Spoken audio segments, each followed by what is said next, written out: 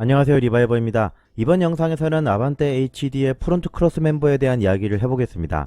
프론트 크로스 멤버는 엔진과 변속기 그리고 차체 앞쪽을 지지하는 부품입니다. 그렇기 때문에 강성도 좋아야 하고 차체 하부에 위치하기 때문에 수분에 의한 부식성도 강해야 합니다.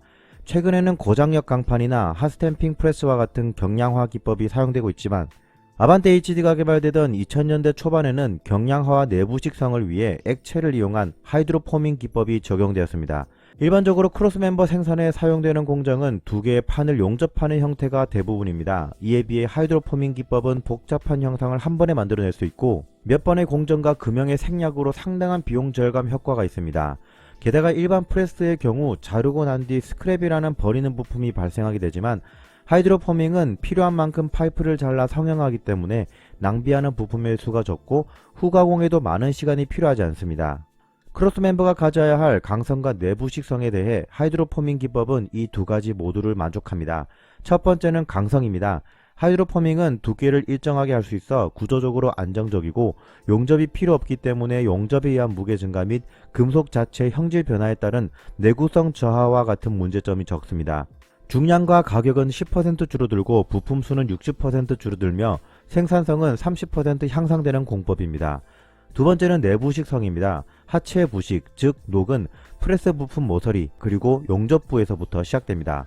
하체 도장은 스프레이를 뿌리는 것이 아니라 양전하를 띤 액체 도료 안에 부품을 투입하고 이 부품에 마이너스 전기를 흘려줌으로써 표면이 코팅되는 전착 도장 방식인데 엣지면의 도장 두께가 다른 면 대비 균일하지 않은 것이 단점입니다. 그래서 도장용액 제조사는 엣지면의 두께도 균일하게 나오도록 하는 재료를 만들기도 합니다. 그리고 크로스 멤버 용접 시에는 용접 와이어가 사용되는데 이 와이어에는 화학기호 SI, 즉 규소가 들어갑니다. 이 규소는 용접을 할 때 발생하는 높은 열로 인해 슬래그가 되는데요. 이 슬래그는 유리와 같습니다.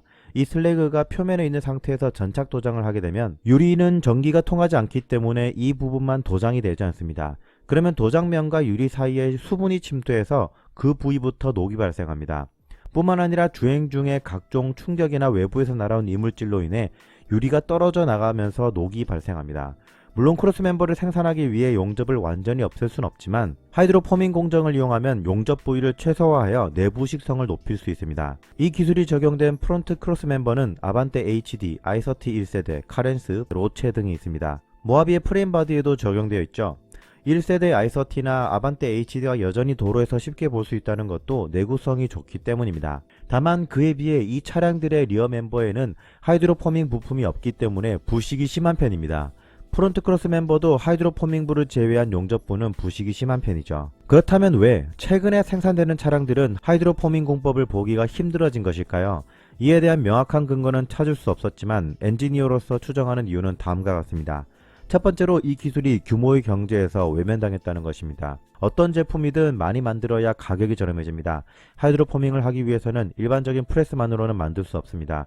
이 공법은 액체의 압력으로 성형되기 때문에 이 액체가 유성이냐 수성이냐에 따라서 유압이나 수압의 관리가 필요합니다. 뿐만 아니라 고압을 컨트롤하는 부품이 고장나지 않도록 유지 보수하는 능력도 필요하죠. 이러한 설비를 갖추기 위해서는 해당 분야의 전문가를 고용할 필요도 있을 겁니다.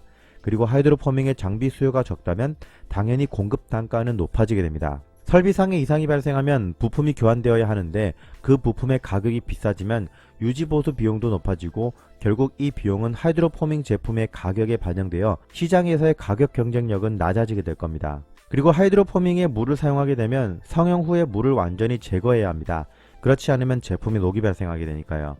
이를 위한 추가 설비가 필요합니다. 강력한 공기의 압력이나 열풍기로 수분을 제거해야 할 것이고 이러한 부분으로 결국 공정에서 발생하는 비용은 높아지겠죠. 두 번째로 새롭게 나온 기술들이 더 높은 경쟁력을 가지게 되었다는 것입니다.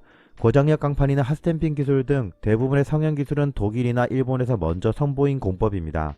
현대기아차에서 이 공법을 적극적으로 도입하기 전부터 자동차 제조사들은 해당 공법에 대해 빠르게 적용하고 있었습니다. 더 많은 기업들이 공법을 사용하게 되면 가격은 낮아지게 되고 하이드로포밍보다 더 높은 내구성과 강성을 가지면서도 더 높은 가격 경쟁력을 가진 제품을 만들 수 있게 되었다라고 추정해 볼 수 있겠습니다. 여기까지 아반떼 HD의 프론트 크로스 멤버에 적용된 하이드로포밍 기술에 대해 알아보았습니다. 지금까지 저는 리바이버였습니다. 감사합니다.